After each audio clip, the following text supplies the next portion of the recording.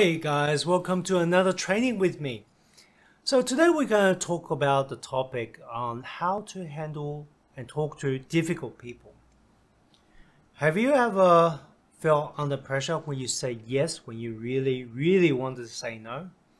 Have you ever been pressured into something where you want to voice a concern but you didn't want to stir the pot, therefore you let go of some sense of injustice? Maybe it's something you should have spoken up but you didn't, out of fear. So if you say yes to those, join the club. It's part of humanity. Sometimes we said yes to things we really wanted to say no because we feel under pressure. It could be a boss, it could be a stakeholder, or even a spouse, important people in our lives. Sometimes we saw some things that we should have spoken up about, maybe bullying or mistreatment, but we didn't say anything because we're afraid of consequences. We couldn't handle that emotion. And that's just being part of being humanity. But wouldn't it be wonderful if you got the skill to be able to handle those difficult conversations with mastery, with a grace, and also not only have you look after the other party's best interest, you also look after your own. So today, this is the topic we're going to explore. How do you use your breath in a way so that you can have those very tough and difficult conversations where you need to communicate in a way that can be accepted. It's not just about saying what you think. It's about winning and influencing people. So let's explore this topic. And I'm going to go a few things with you because this is something that you need to go away and set a dedicated time to practice. This is one of the most more advanced technique. It's done in preparation for difficult conversation. This is not to use in the moment. For things to use in the moment, the previous section, the other business challenges, that's all full of techniques that you can use using your breath in the moment.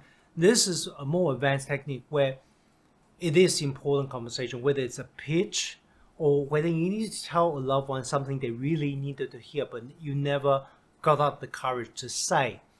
Those conversations, you want to go in prepared, not just for yourself, but for them, both emotionally, both physically, and logically. So you got to consider all aspects.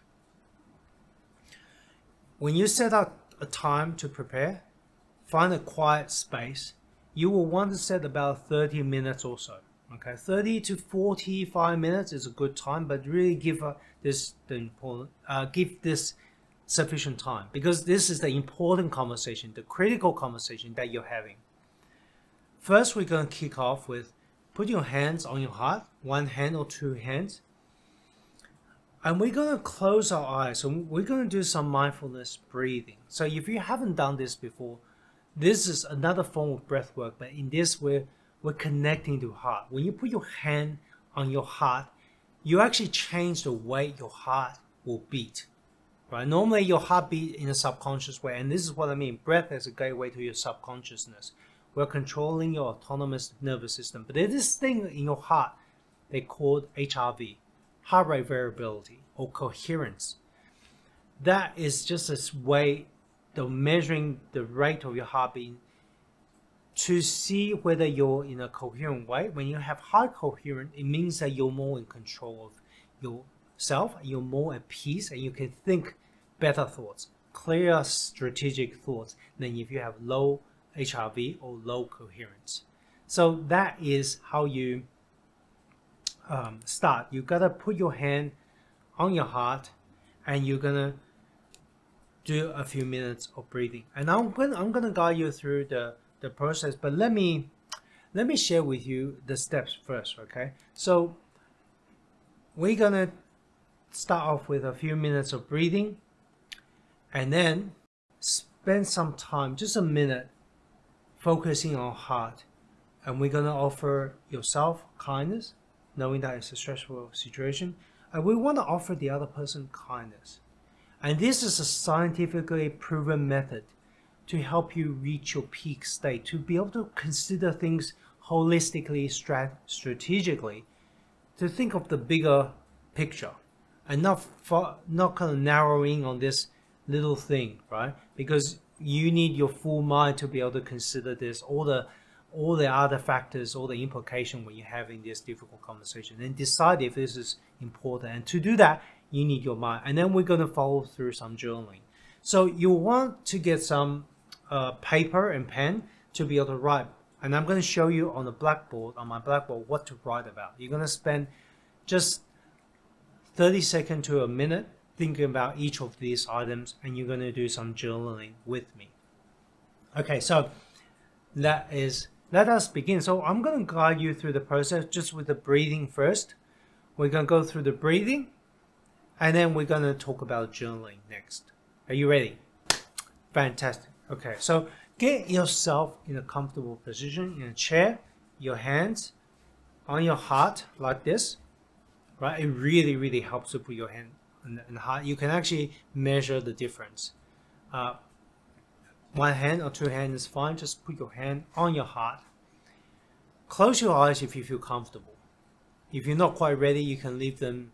Just loosen the focus, soften the focus, and just lower slightly, gaze on the floor. And that's fine, lower your gaze.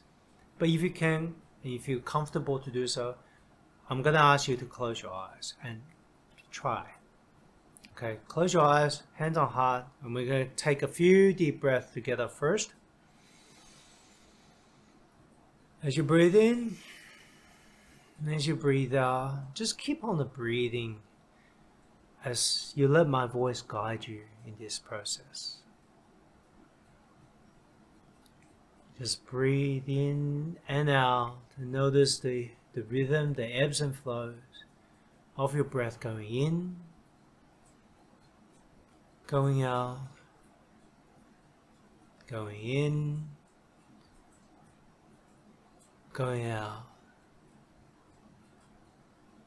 If you sense any sense of judgment, questioning why are we doing this, just gently pick that up and just drop it to the floor for a second. Just experience this. Let yourself try this, because it's something that you can only feel. It's something I can't tell you logically. But once you feel it, as you breathe in and out, you'll notice the difference. Just letting go and breathe in and breathe out. As you breathe, now I'm going to ask you to pay attention to your heart, where your hand is. As you breathe in, I want you to visualize you breathing all the energy, all the air into your heart. And breathe out, I want you to visualize breathing out from your heart. So breathe into your heart and breathe out into your heart, from your heart. Almost like that's where your lung is. Breathing in, breathing out. There's no right or wrong, just whatever you're doing is right. Just visualize your heart matching your breath in and out. Just do that for a few more moments, a few more breaths. Breathing into your heart, breathing out from your heart, letting go, breathing out.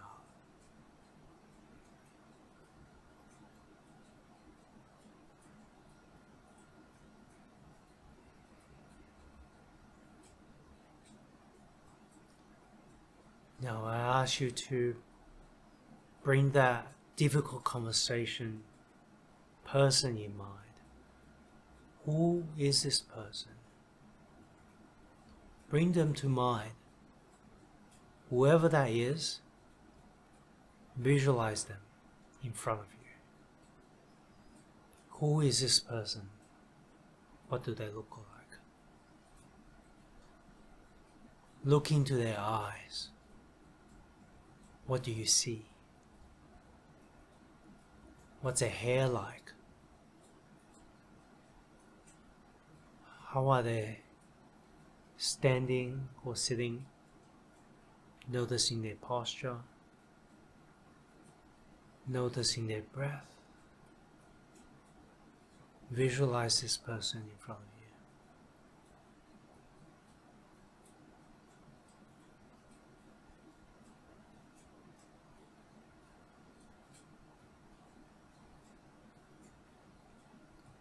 you. Now I ask you to bring attention to yourself,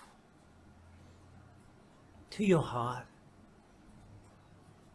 What do you notice from that visualization exercise? Do you notice any tension, any tightness in your body? As you breathe in and out, just notice where that is.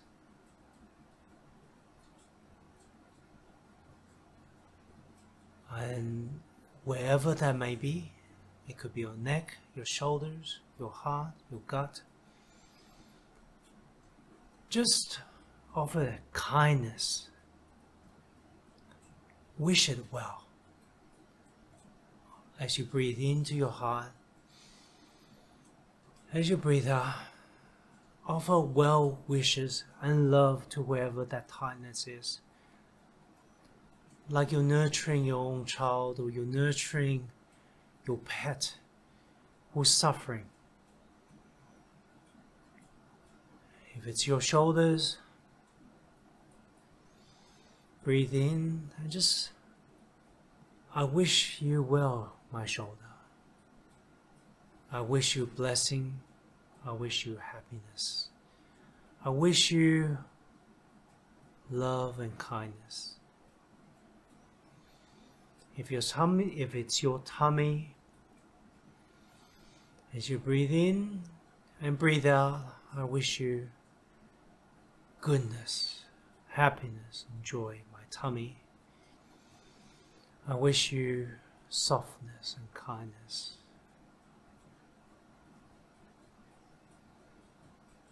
Just do that for a little bit longer, wherever. Just soften your body and treat every part of your body that reacted, that's feel anger or tense or emotion.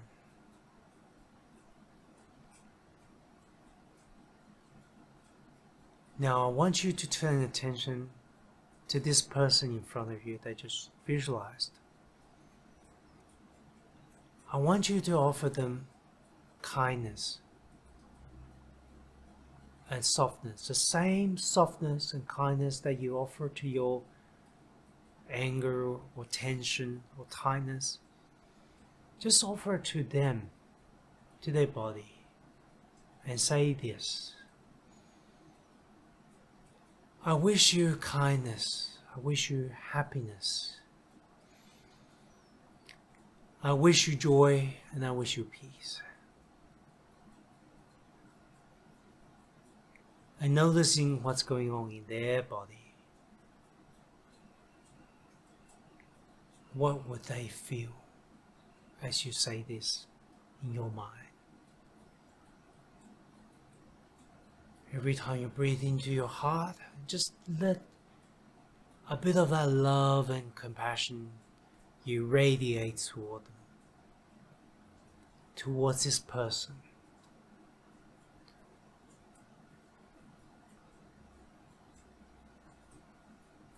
As you take a few more breaths, every breath in, every breath out, offer them kindness.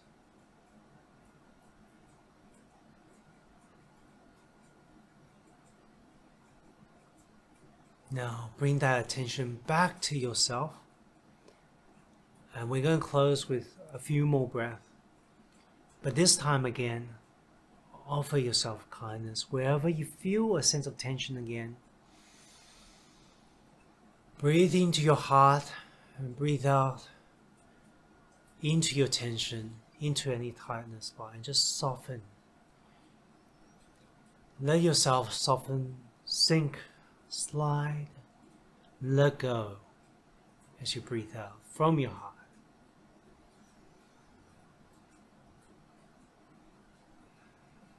Now we're gonna take a few more breaths. In a moment, we'll close this practice. Breathe in and breathe out. Notice your breath in and out from your heart.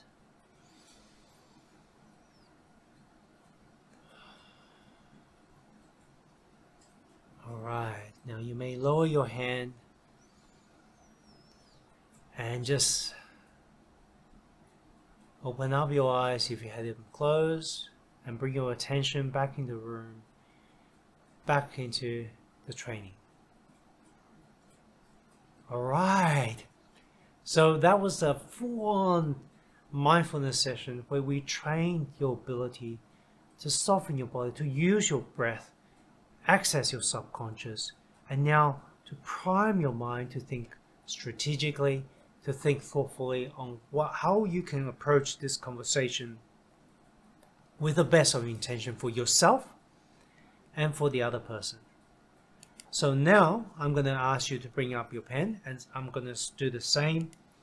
I'm going to turn on my tablet and I'm going to share with you the journaling that I'm asking you to do.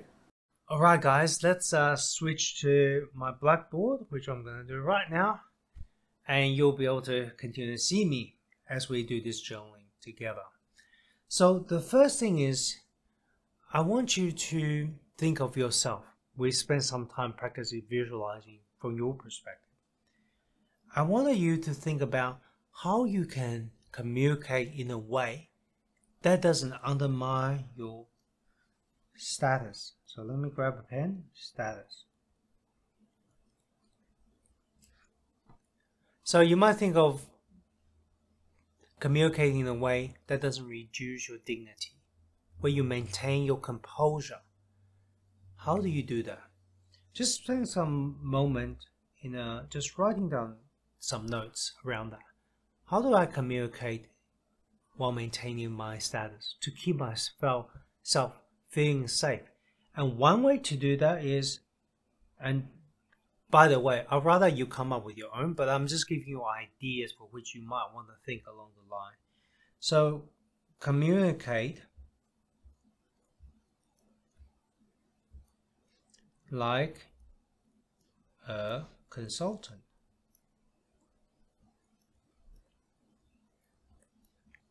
That might be a way. So you may notice that consultants tend to speak very much objective. They just talk about what they see or what they say, observation.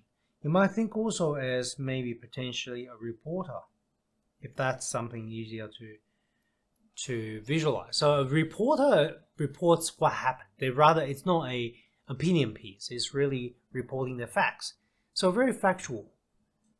That's a great way to potentially communicate in a way that it doesn't feel like you're trying to argue a case or you're trying to argue with them, about anything in particular.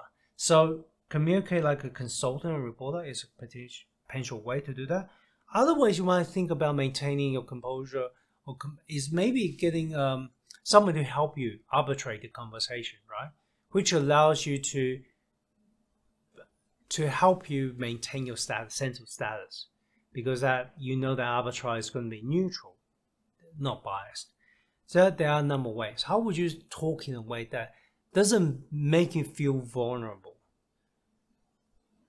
Okay, so that's important. Even if it's to admit something we've done wrong, you can actually talk in a way that doesn't make you feel threatened or vulnerable. So for example, if I make a mistake, I look at the part of my contribution to that mistake. Maybe they trigger me and I yelled at them. But my contribution to the argument is my yelling. And that's the bit that I could control and I can manage, and maybe I shouldn't have done.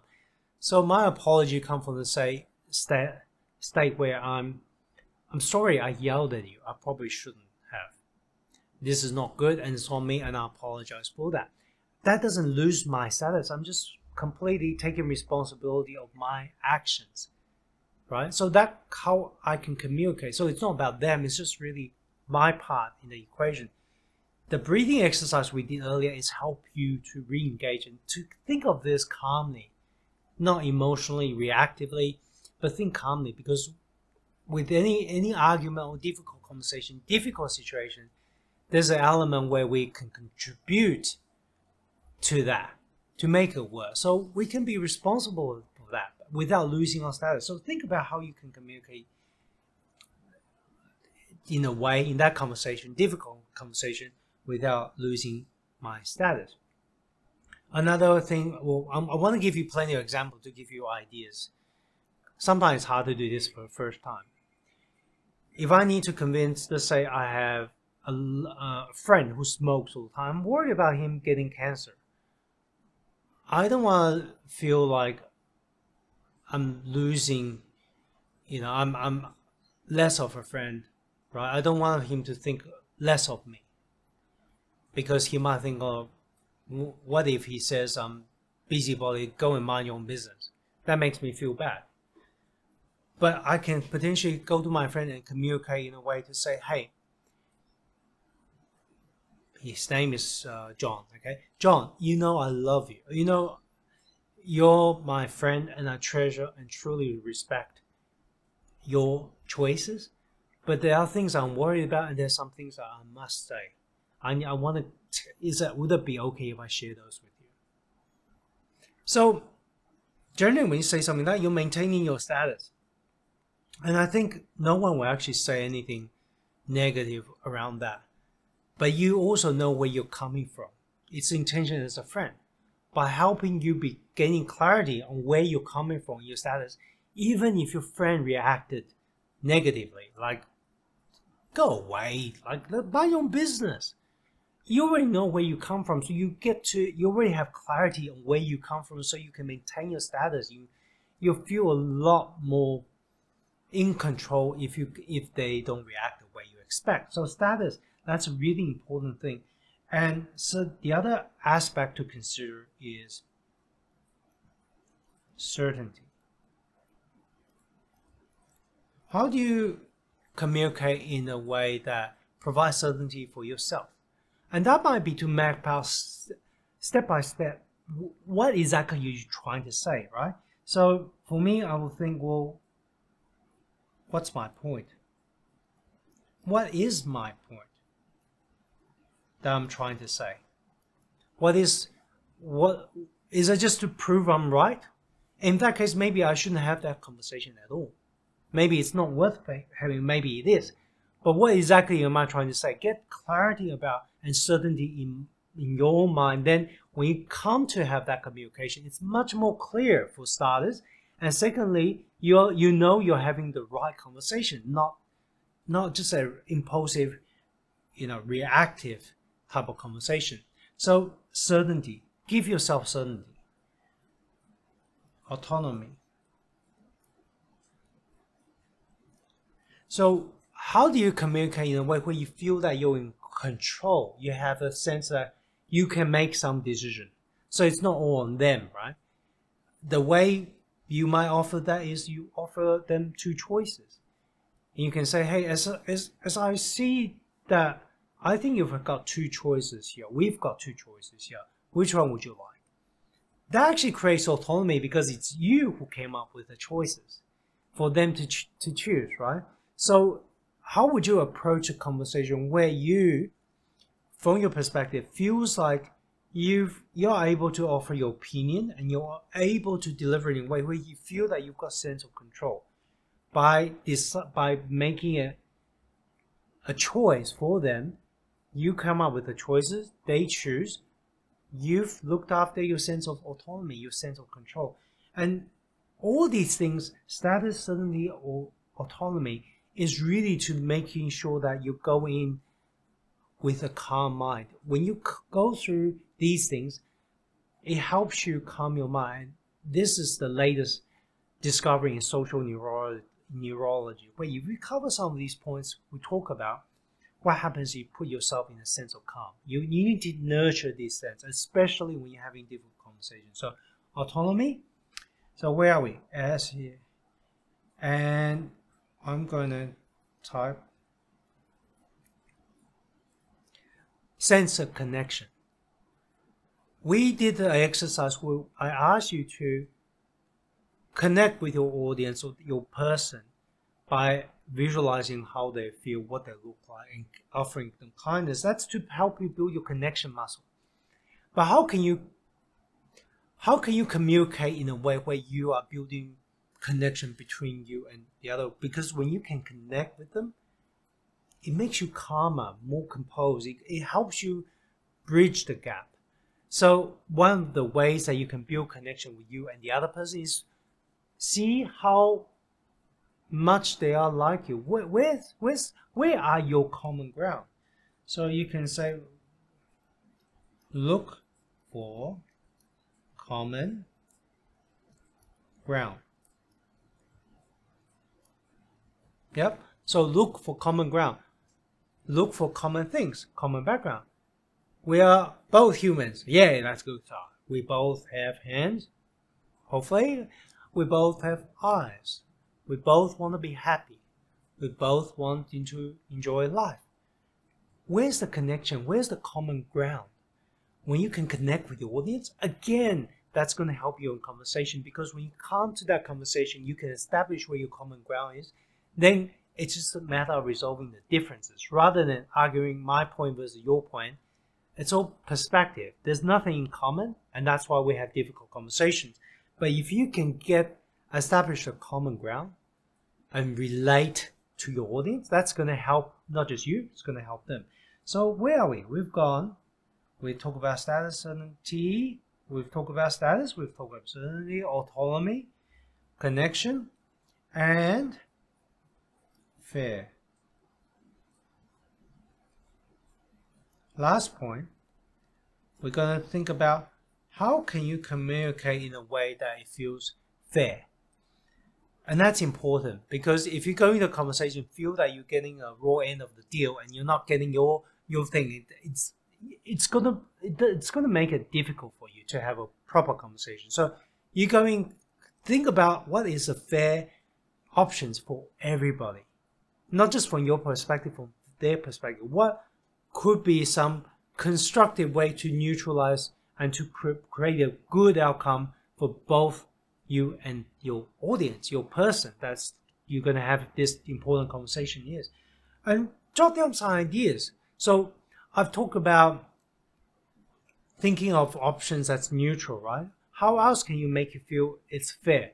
Maybe you need something from them for you to feel a sense of equity, of fairness.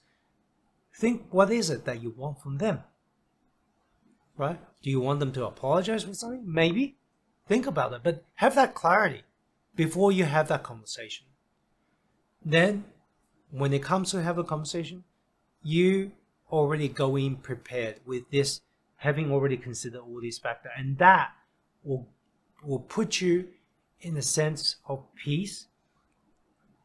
You'll be able to look at the big picture and get your points argued clearly, concisely, and you'll be able to have this difficult, important conversation with grace, with pizzazz, right? And you can actually make this work a lot better than if you go in, never consider this point. You don't even know where you come from.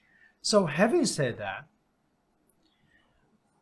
I want you to also not just take some journaling notes about this for yourself. I want you to now go into their body and visualize, how do you communicate in a way that reaffirms their status?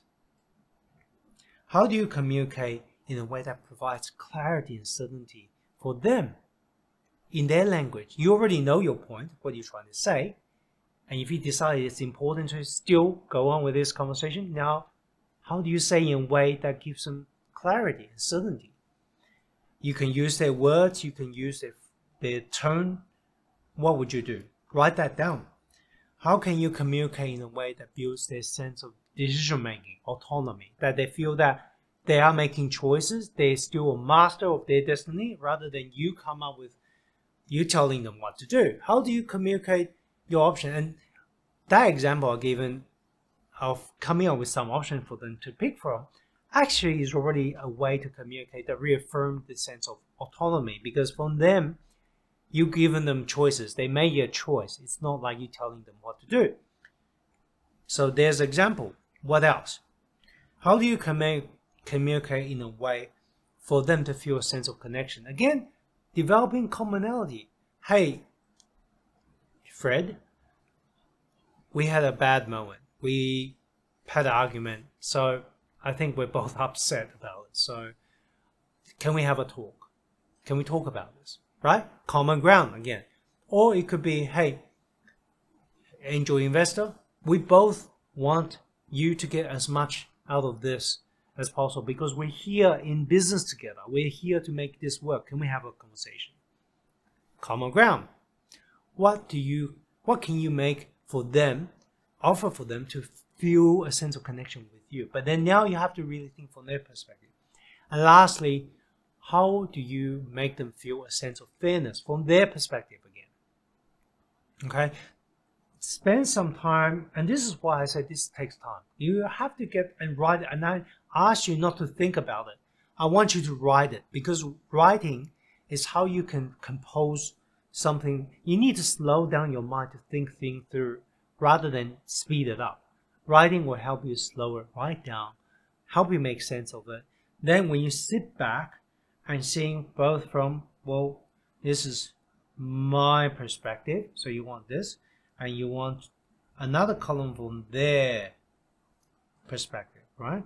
So you look at it and you go, you will have a rich canvas of information and data for which you have the most difficult conversation, and you'll be able to do this with pizzazz, with skill, and almost like you're born to do this, because you are born to do this.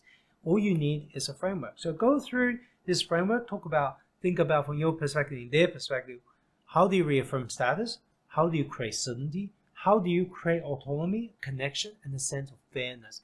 Go through that and prepare and go and conquer any conversation that you need. Any difficult conversation you will do well 10,000 times better than if you had gone in completely unprepared without this level of clarity. All right, so that's a long session, and I hope you've got a lot of value out of this. This is something that I use myself to prepare for difficult conversations, and I know it works. So let me know if you've got any questions about applying this. But the breathing, the mindfulness breathing, uses the muscle you developed earlier, but then you apply it for the purpose of mastering your mind and using your mind to create an awesome conversation to help you achieve your goals. All right. I hope you find this valuable. I wish you abundant success. Until I see you next time, God bless. Take care.